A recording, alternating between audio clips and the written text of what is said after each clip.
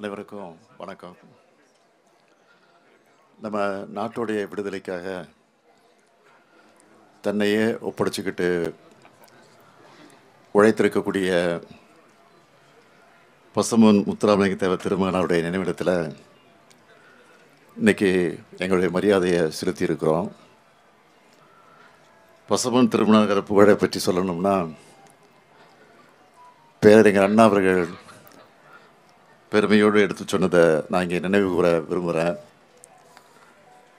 அன்றைய அறம் வளர்த்த பாண்டிய மன்னர்கள் ஒருமித்த இளவல் மாதிரி கம்பீரமாக காட்சியளித்தார் தேவர் திருமகன்னு பேரறிஞர் அண்ணா அவர்கள் பசும்பொன் திருமகனாரை மனதார பாராட்டியிருக்கிறார்.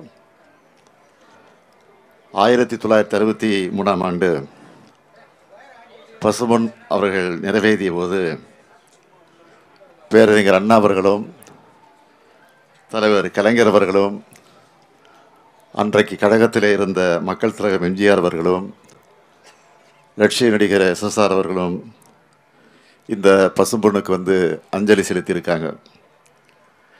இன்றைக்கி ஏராளமான அரசியல் தலைவர்களும் பொதுமக்களும் வந்து பசும்பொன் திருமகனாரின் நினைவை போற்றக்கூடிய இந்த நினைவிடத்தை 1969 பார்வையிட்டு 1974 மணிமண்டபமாக உருவாக்கி கொடுத்தவர் முத்தமிழறிஞர் தலைவர் கலைஞர் அவர்கள்.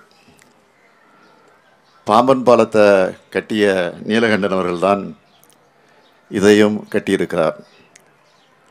அதே போல் பி.கே. மூக்கியாதேவர் அவர்களுடைய முயற்சியால் அமைக்கப்பட்டு மதுரையில் இன்றைக்கு கம்பீரமாக நின்று கொண்டிருக்கக்கூடிய தேவர் சிலை திறப்பு விழாவுக்கு அன்றைக்கு குடியரசுத் தலைவராக இருந்த வி.வி. கிரி அவர்களை அழைத்து கொண்டு வந்து அந்த விழாவிற்கு தலைமை வகித்தவரும் நம்முடைய முத்தமிழறிஞர் தலைவர் கலைஞர் அவர்கள்தான்.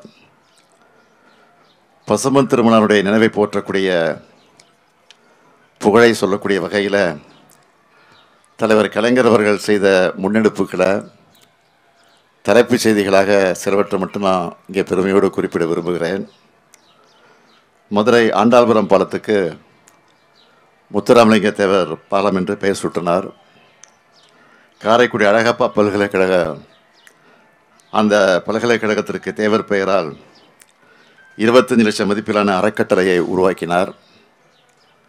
2007ஆம் ஆண்டு பசும்பொன் திருமகனாருடைய நூற்றாண்டு விழாவை மாபெரும் அரசு விழாவாக கொண்டாடினார்.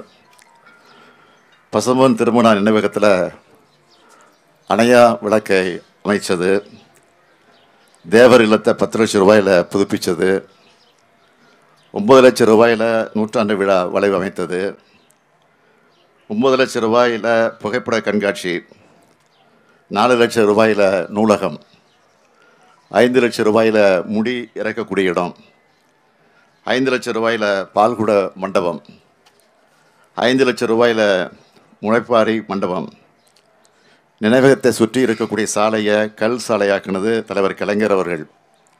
இப்படி நிறைய செய்து பெருமைப்படுத்தியிருக்கிறார். அது மட்டுமல்ல, பசும்பொன் திருமகனாருடைய நூற்றாண்டு விழாவை முன்னிட்டு பசும்பொன் கிராமத்துக்கு மட்டும் மொத்தமாக 2,05,45,000 ரூபாயில் பல்வேறு பணிகளை செஞ்சு கொடுத்தது திராவிட முன்னேற்ற கழகத்துடைய அரசு. 1989 மிகவும் பிற்படுத்தப்பட்டோர்னு புது இடஒதுக்கீடு உரிமையை உருவாக்கி கல்வி வேலைவாய்ப்பில் இந்த சமூக மக்கள் முன்னேற வாய்ப்பு ஏற்படுத்தி கொடுத்தவரும் தலைவர் கலைஞர் தான். கழக ஆட்சி முதலாக உருவானப்போ பல்வேறு சமூகங்களை சார்ந்த பிரமுகர்கள்லாம் தங்களுடைய மக்களுக்கான கல்வி மேம்பாட்டுக்காக கல்லூரிகளை தொடங்க திட்டமிட்டாங்க. அவை அனைத்துக்கும் அனுமதி வழங்கியவர் தலைவர் கலைஞர் அவர்கள்.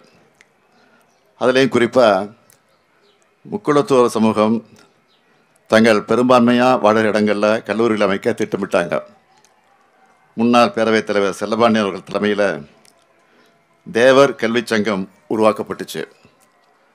அதோட சார்பில் மேல நீலிதநல்லூரில் அமைந்த பசும்பொன் தேவர் கல்லூரி அந்த கல்லூரிக்கு அனுமதி வழங்கினதோடு 44.94 ஏக்கர் நிலத்தையும் தலைவர் கலைஞர் அவர் வழங்கியிருக்கிறார். அப்படிப்பட்ட அந்த கல்வி நிறுவனம் என்ன நோக்கத்துக்காக தொடங்கப்பட்டதோ அதை சீர்குலைக்கக்கூடிய வகையில் சில தனிநபர்களால் ஆக்கிரமிக்கப்பட்டு பல பிரச்சனைகள் நடந்து கொண்டிருந்தது. சில ஆண்டுகளுக்கு முன்னாடி அந்த வட்டாரத்து மக்கள் தொடர்ந்து போராட்டத்தை கூட நடத்திக்கிட்டு இருந்தாங்க. அப்போ ஆட்சி அமைஞ்சதும் தீர்வு காண்போம்னு நான் சொன்னேன். 2021 நம்ம திராவிட மாடல் ஆட்சி அமைஞ்சதும் அதை மீட்டிருக்கிறோம். இப்போது அரசு மேற்பார்வையில் அந்த கல்லூரி செயல்பட்டு கொண்டிருக்கிறது. இன்னும் சிறப்பாக நடத்த நிர்வாக ரீதியாக எல்லா உதவிகளையும் நம்முடைய திராவிட மாடல் அரசு நிச்சயமாக உதவி செய்யும் என்ற அந்த நல்ல செய்தியை கூட நான் இங்கே தெரிவிச்சுக்க விரும்புகிறேன். தேவர் ஜெயந்தி விழாவின் போது கூட்ட நெரிசலை தவிர்க்கக்கூடிய வகையில் வெயில் மற்றும் மழையிலிருந்து பொதுமக்களை பாதுகாக்க பசுமன் திருமகனார் நினைவிடத்தில் 1,55,00,000 ரூபாய் செலவில் புதுசாக அமைக்கப்பட்டிருக்கக்கூடிய தெய்வ திருமகனார் முத்துராமலிங்க தேவர் அரங்கத்தை கடந்த ஆண்டு நான் தான் திறந்து வச்சேன். புதுசாக பசுமண்ணில் ஒரு திருமண மண்டபம் அமைக்கணும்னு ஒரு கோரிக்கையும் வந்து கொண்டிருக்கிறது. அந்த கோரிக்கையை உடனடியாக ஏற்று 3 கோடி ரூபாய் மதிப்பீட்டில் தேவர் திருமகனார் பெயரில் திருமண மண்டபம் அமைக்கப்படும் என்று இந்த நேரத்தில் நான் உறுதியளிக்கிறேன். பசுமன் திருமகனாரை பற்றி தலைவர் கலைஞர் அவர்கள் குறிப்பிடும்போது வீரராக பிறந்தார், வீரராக வாழ்ந்தார், வீரராக மறைந்தார், ஏன் மறைவுக்கு பிறகும் வீரராக போற்றப்படுகிறார்னு சொல்லுவார். அத்தகைய பசும்பொன்னரை போற்றுவோம், வணங்குவோம். நன்றி, வணக்கம்.